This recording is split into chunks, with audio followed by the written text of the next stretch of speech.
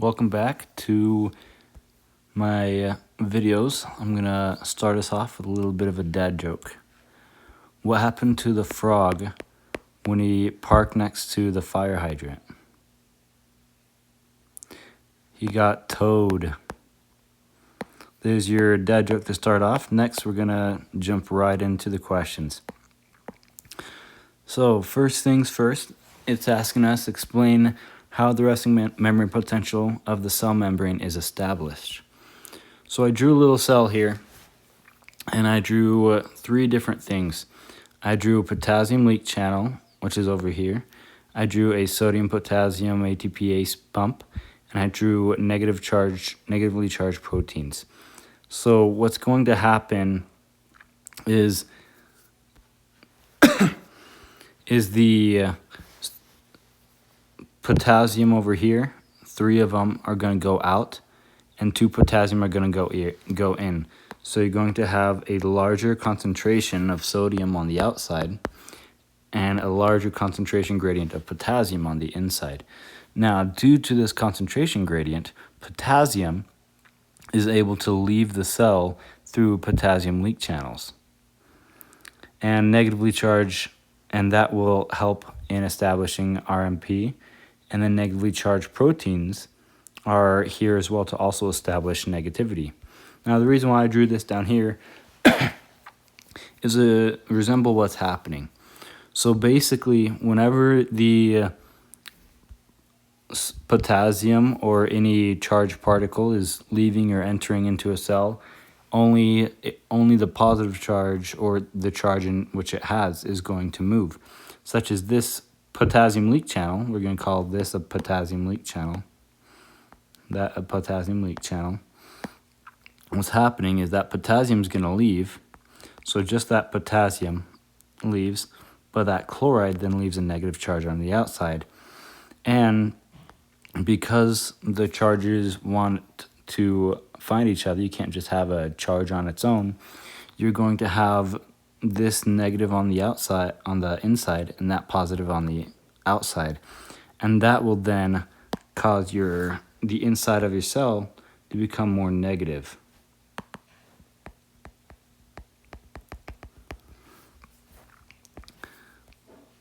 Now this is happening with everything in each case. So each time that potassium leak channel is happening, that's going on. Whenever the sodium is leaving, that's happening there as well. So the sodium ATPase pump contributes a little bit to the negative 70 RMP. And then the negatively charged proteins contribute a little bit, but the main contributor is the potassium leak channels. Yep, so as I said, potassium leak channels are the main contributor, and then the sodium-potassium ATPase contribute a little bit. The inside of the cell is negative compared to the outside. Next question we have up is what properties / characteristics of the cell membrane account for the resting membrane potential's development? Here, I'm showing us, I just wrote a few things to help us remember some things that I already talked about. So the 3 properties or characteristics are gradient, such as there's a higher, I think I already wrote this over here actually. We have a higher concentration gradient of potassium inside the cell due to those sodium-potassium ATPase pump. So that gradient is one of the factors contributing to that.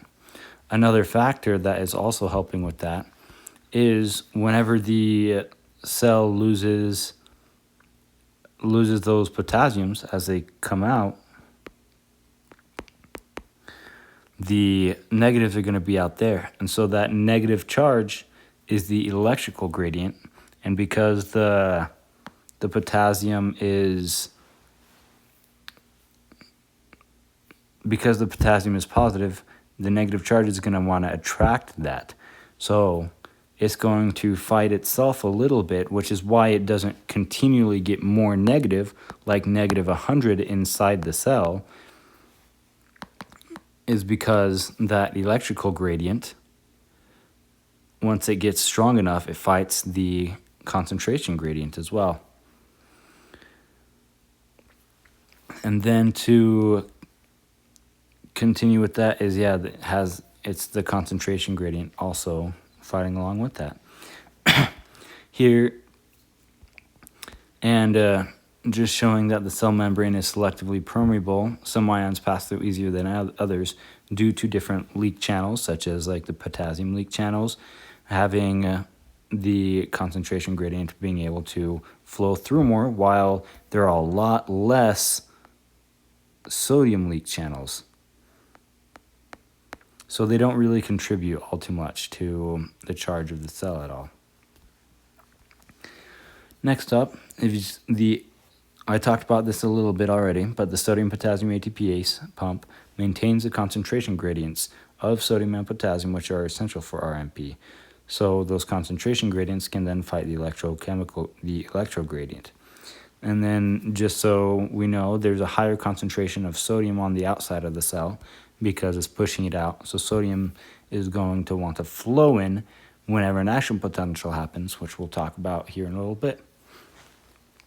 And last but not least, that those negatively charged proteins also contribute a small amount to the overall negative charge of the cell, and they're not permeable to the cell, so therefore they're just sticking around.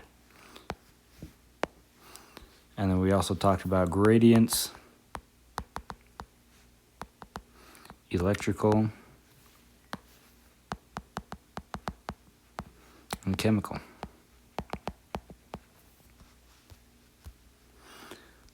Next up, we have our question that says, what conditions or factors affect the resting membrane potential's magnitude/size? Include a brief description of the Nernst equation and driving force. So we talked a little bit about some of the factors that affect it, but we're just gonna touch on a little bit more. And so here I'm just letting you know that you cannot have an accumulation of charge in the body. It's just a separation of charge. So basically what that is saying is, you have your cell, you can't just have a bunch of free-floating negative ions being accumulating within the cell. You're going to have what's going to happen is you're going to have those negative charges being separated from their positive charges, but not accumulating themselves.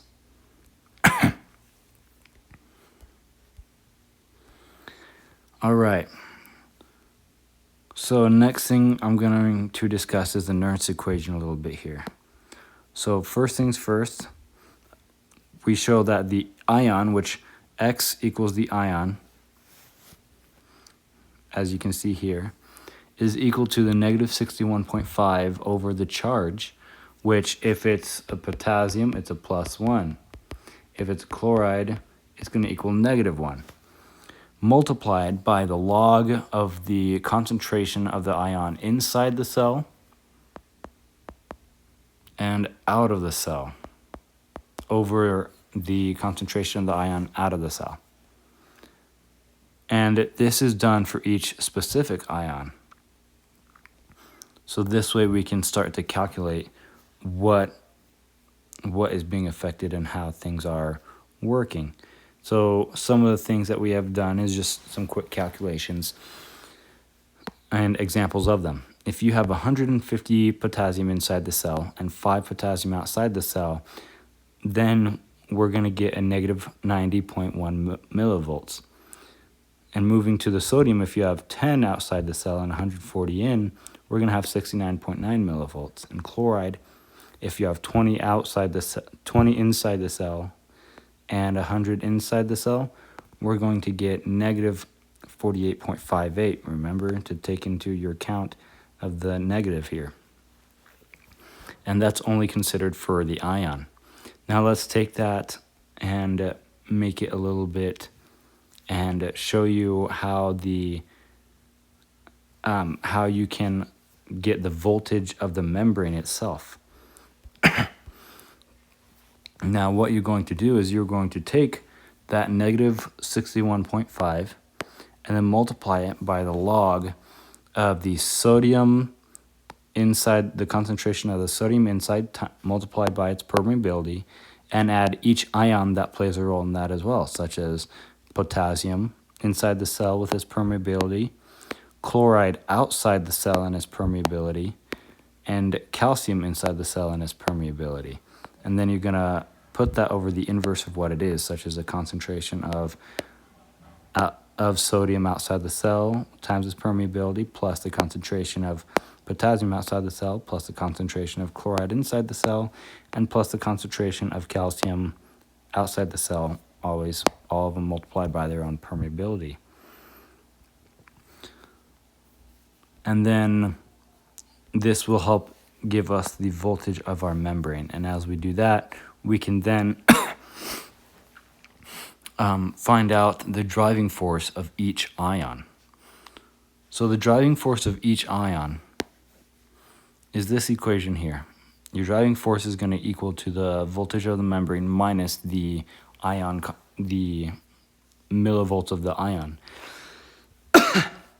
Such as, let's do that sodium here. Negative 70, which is the RMP, minus 69, which is the sodium, equals negative 139. Now, we have to remember that you always put the driving force inside the cell. So, as we put the driving force inside the cell, and you have a channel open here, which way is the positive sodium going to flow? That's right, inside the cell, because it's a negative force. So that sodium is going to want to flow inside the cell as it's a positive charge. The positive will want to flow. An easy way to remember this is the positive will want to flow towards a negative.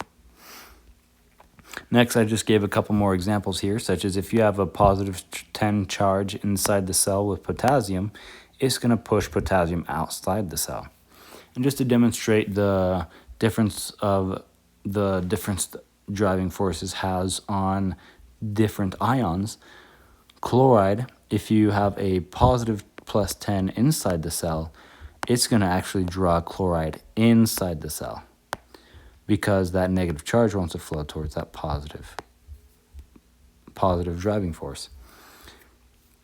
While if it's negative, the good way to think about it is that negative ion will flow out away from that negative driving force.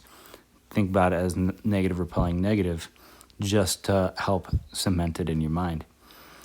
Another thing to keep in mind is driving force is also shown on the graph here. You take the concentration of the ion, which is 69, which is up here.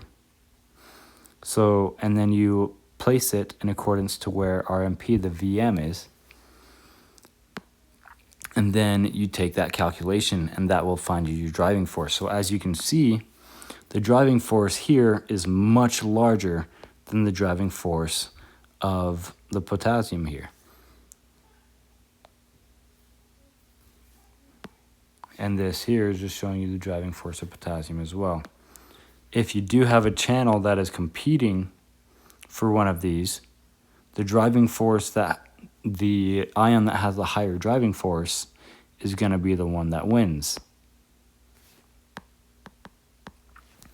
Luckily, we have permeability that keeps those driving force from, that keeps different channels from allowing one in or another. And then this is just showing you some correlation with the equation here, such as if you increase intracellular sodium, you're gonna affect the VM by making it more positive. If you increase the sodium out, it's gonna make it more negative. And then just showing you with each stimulus. If you increase potassium in, more positive, increase potassium out, more negative, increase chloride in, more positive, increase chloride out, more negative, and so on.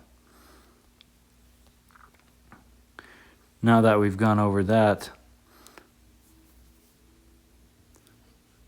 I'm just going to talk about this gradient here for a little bit. So once the gradient is moved enough, the chemical gradient will attract the charge more than the leak channel flowing through.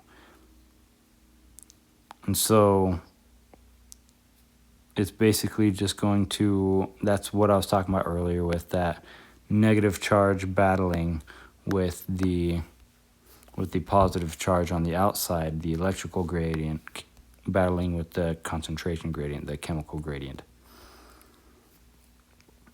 And so these are the different factors that are affecting the resting membrane potential, because each of these different ion millivolts and the total voltage of the membrane using all of these, which this total voltage is known as the GHK equation. That will help you find the membrane voltage. Next thing we're going to do is discuss this third question. In part 2 of this essay, discuss the action potential. List its characteristics. Describe the events that take place during a typical action potential, including a description of the various phases, rising phase, falling phase, after hyperpolarization, relative refractory period, absolute refractory period, and for each phase describe the actions of the channel involved in the ions and the ion's currents. Compare and contrast a graded potential with an action potential. So first thing I'm going to do here is go over this graph here. Number 1 here is just showing RMP. Number 2 is showing a stimulus, and I'll go over this more in depth. Number 3 is showing where the action potential is taking place at threshold. Number 4 is showing the depolarization. I'll go ahead and write that on the graph here.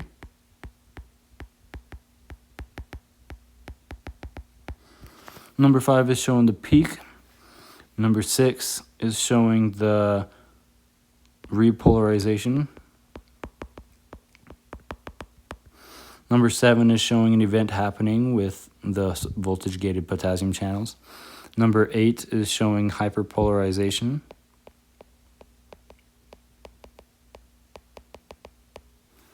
And then number 1 goes back to resting membrane potential.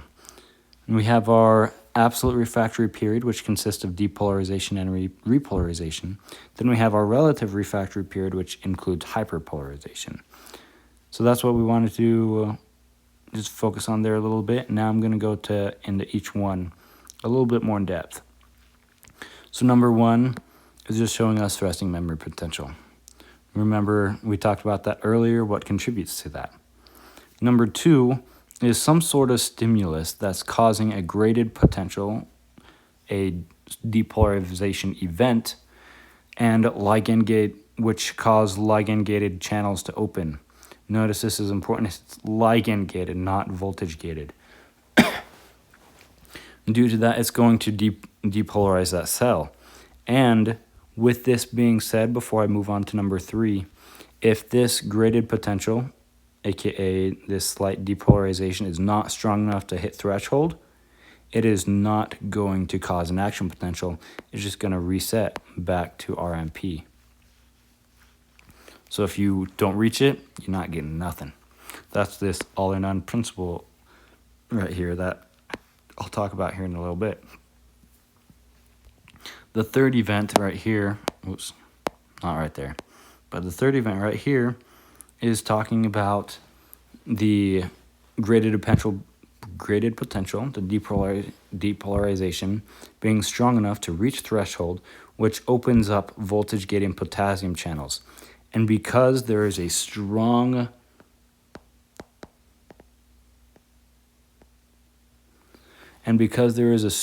concentration gradient from potassium outside the cell being higher than the concentration of the potassium inside, it's going to flow in really fast.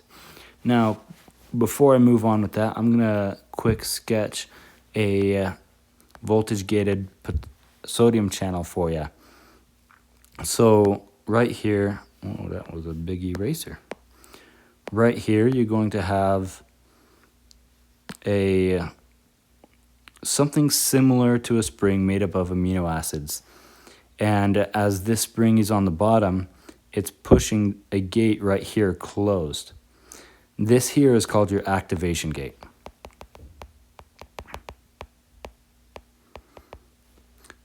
And so something needs to occur in order for this to be activated. And I'll talk a little bit more about why this is being kept closed. This here is your inactivation gate.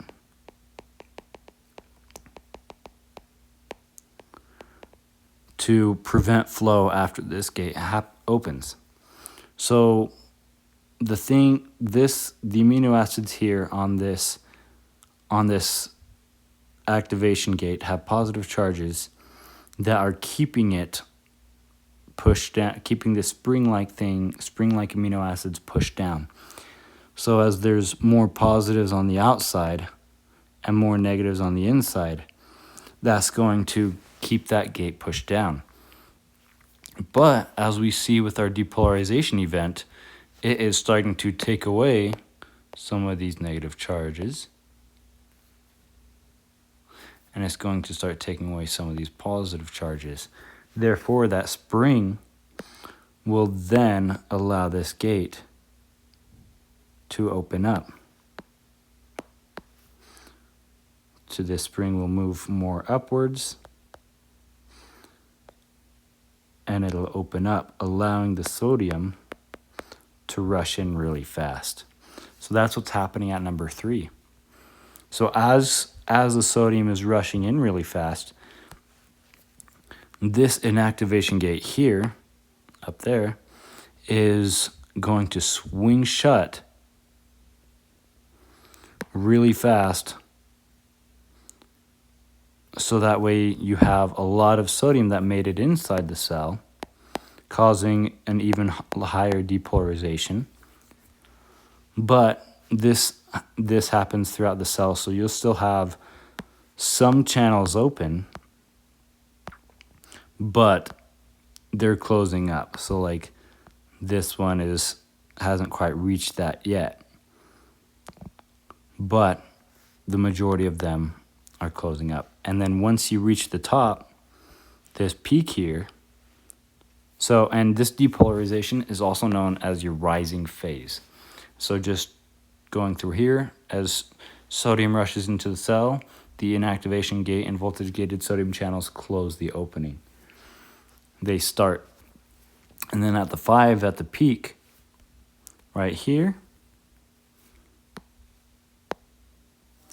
that's when all the inactivation gates of voltage gating sodium channels are closed. So you won't see any more open ones like you do in 4 a little bit every now and then here and there. Every single one is going to be closed. And then you also see another thing that you'll also start to see is at around 3 that I didn't quite mention is the voltage gated potassium channels.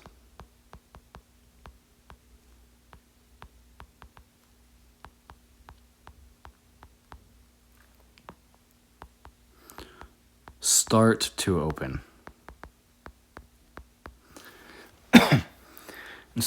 But they open slowly, which means they're not really opening at a speed where it can rush in all too much.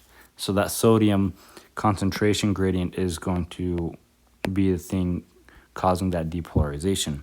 But once you hit peak 5, the voltage gating channels are all the way open,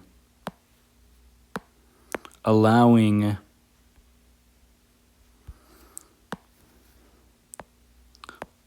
the potassium to enter in. And the potassium doesn't have that inactivation gate. It only has the activation gate. And whenever that opens, it's going to allow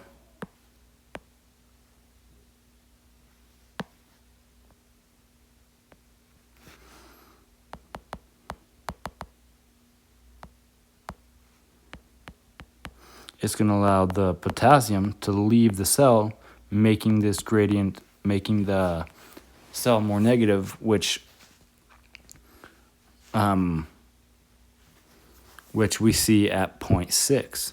0.6, all the voltage gated channels are all open, which is causing that repolarization or the falling phase, also known as. Once you get down far enough, you're going to reach the threshold again. Once it reaches that threshold, the voltage gated potassium channels close slowly, and due to its slow closing, it's going to cause it to actually go past RMP a little bit. And that RMP is going to be, and going past that RMP is going to be known as hyperpolarization, number 8, and which becomes slightly more negative. But then our sodium potassium pump helps restore that RMP, which is why it doesn't just stick down here at the bottom, it moves back up there.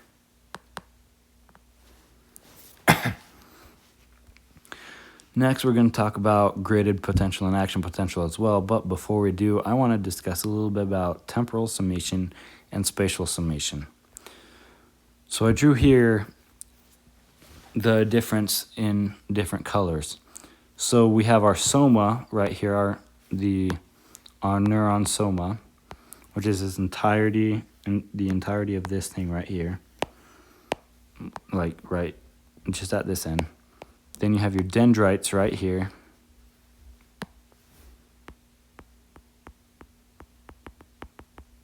You have your axon hillock right here. It's a CK. And then you have an axon right here. So showing this what spatial summation is and temporal summation. As you see in orange, these numbers right here, these are the signals that are being sent down through this same location, which is exactly what temporal summation is. That is going to go, the temporal summation is going to beef up that stimulus all in one area, while spatial summation is going to beef it up in multiple different areas. As you see in red over here, those signals, you're getting multiple signals just at a bunch of different locations, but it's still within the same neuron. So knowing the difference is, with that, I want to talk about graded potential and action potential. Graded potential varies with the stimulus. So you can have a graded potential go here and then back down, or make it to the action potential and then allow the action potential to take place. So each one can have different levels based on the stimulus that is being hit with, and they can be summated together. Like I was drawing earlier, you can see a wave that reaches up to threshold and it reaching there. While in action potential, you can't have that. There's no summation whatsoever. As you see, whenever the action potential takes place, which is after that threshold right here, you don't see any summation whatsoever. And it's an all or none principle. If you reach the threshold, great, you have an action potential. If you don't reach that threshold, you will not have an action potential, period. There's nothing you can do to start that without reaching that threshold.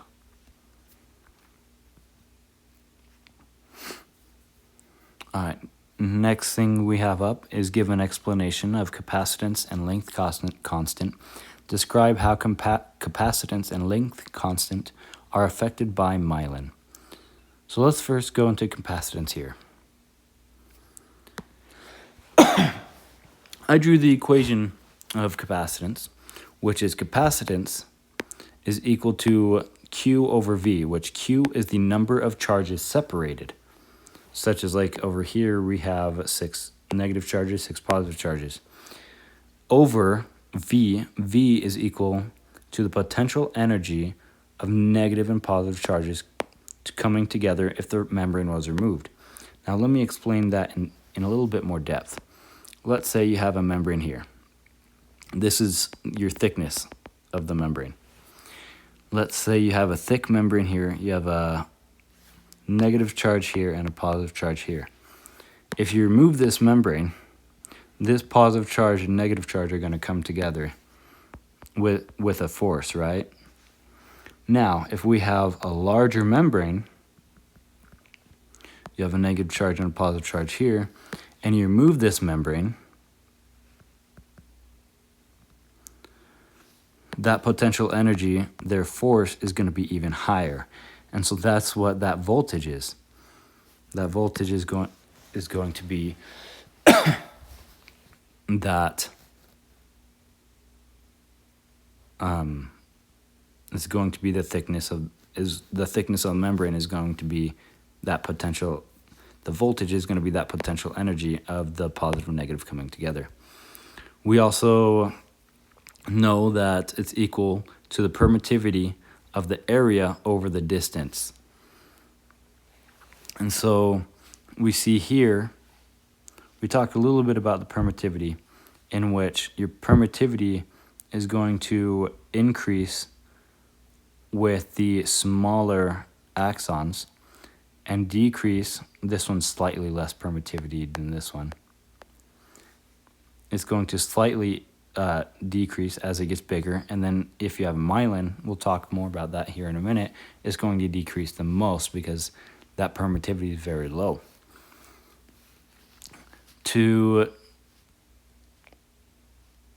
And then the area in which it can cover is like the area of the membrane over the distance that they are. So if the capacitance is lower, then you need to move less charges to depolarize the membrane, causing a faster action potential. So the less charges you have, the faster you can do an action potential. And we'll talk about that a little bit more here in a minute whenever we talk about the time constant as well.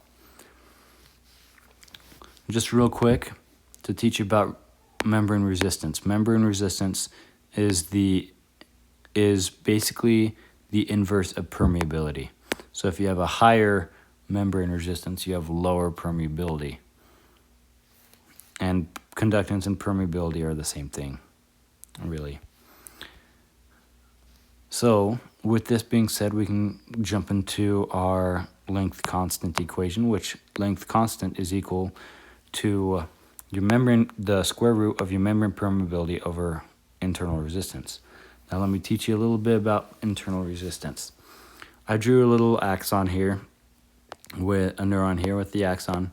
And this positive charge is going to have an effect down through the axon. And so it's going to put forth a charge that moves across the way. If there's nothing blocking that way, it's going to be able to continue moving further. But let's say that you have something like a negative protein in there. It's going to decrease, it's going to increase your internal resistance because it's blocking that. We call it Bwong in class, but it's that repulsion, that positive charge electrical field that is moving down the way. So you get a smaller electrical field that is moving. Now let's say you have a smaller axon. That positive charge is going to be able to send that electrical field a lot further. So therefore it's increasing, that's decreasing your internal resistance. While having something in the way or having something higher is going to increase your internal resistance.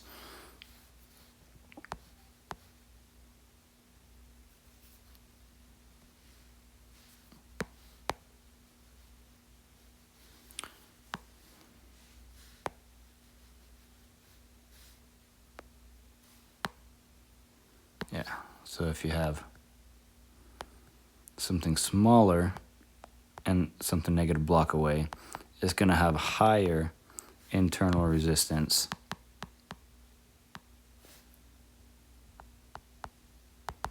than if it was smaller, because that Buang, that electrical field, could still make it through while this one would stop. With that being said, now we know that length constant, how far that electrical field can travel, is going to be based on that membrane resistance and the internal resistance. Because if that membrane resistance is opening up at each place, like there's more channels, if the membrane resistance is, if we have the higher membrane resistance, we're going to have a higher length constant because there's not going to be as many things taking away from that charge.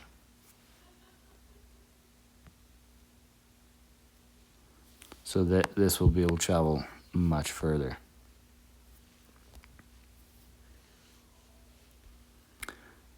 So we talked a little bit about capacitance and length constant. Now let's talk about how it's affected by myelin. Real quick, before I do, I just want to talk a little bit about time constant. Time constant is going to equal your capacitance times your Rm. So if you have a larger axon versus smaller axon, the time that it's going to take,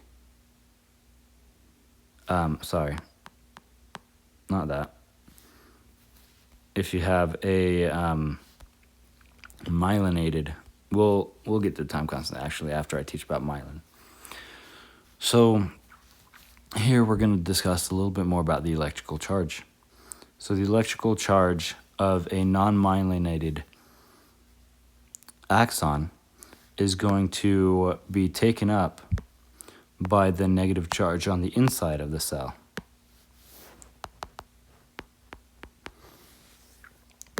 So this negative charge is going to take up some of that electrical field that the positives have,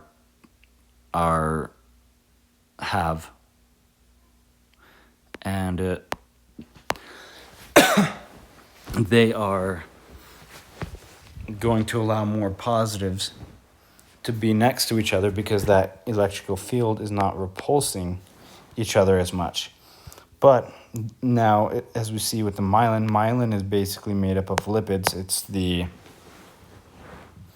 myelin sheath, which is made up of Schwann cells. And that lipid is going to put more space in between the negative and positive charges. So therefore the negative electrical field cannot counteract that positive electrical field, which is going to mean that the positive electric fields are stronger than what they were over in the normal.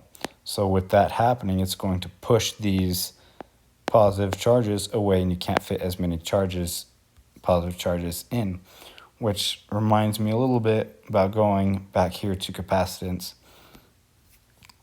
Capacitance is the ability to fit more charges, because if you have that on the normal axon, if those charges, you are able to fit more as there's less electronegative field there. But with a myelinated sheath,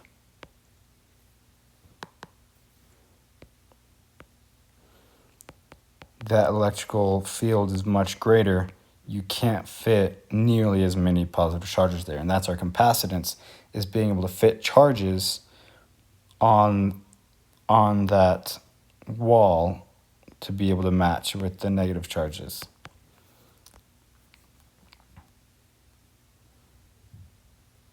And so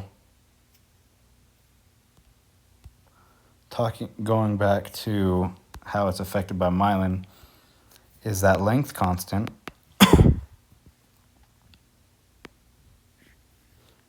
is going to have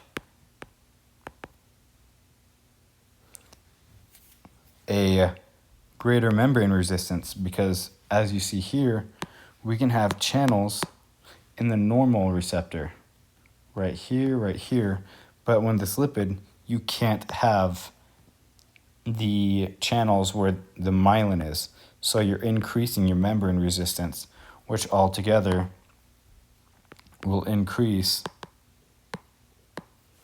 your length constant.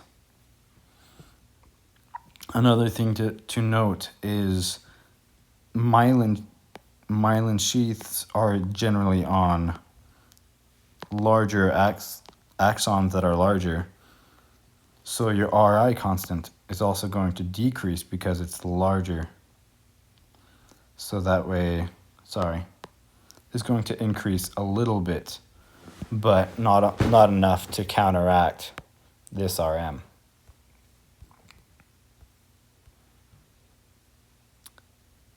And with the myelin sheaths, we're just going to draw 2 here.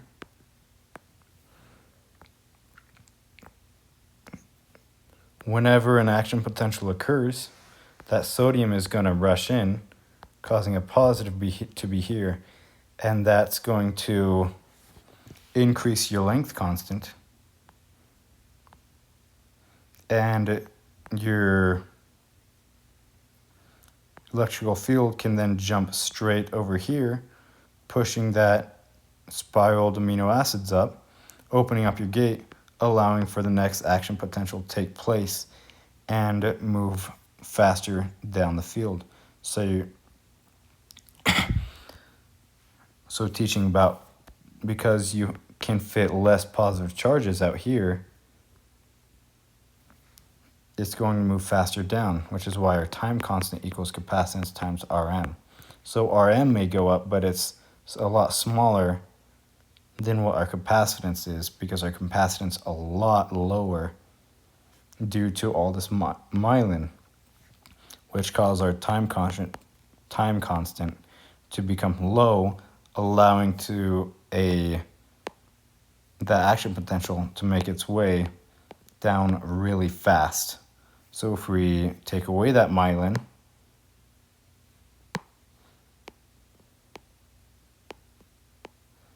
then that capacitance will be higher up here, and it has to start filling these charges a lot more in between each one. And so therefore it's going to take more time to travel down that axon.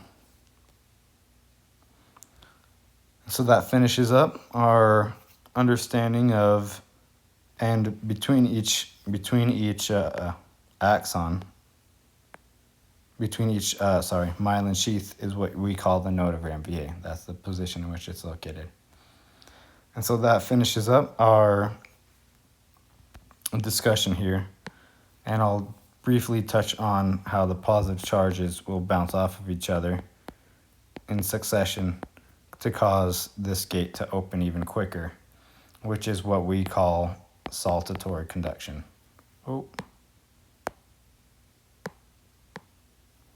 As those positive charges bounce off of each other, they will push those gates open, causing for that faster action potential.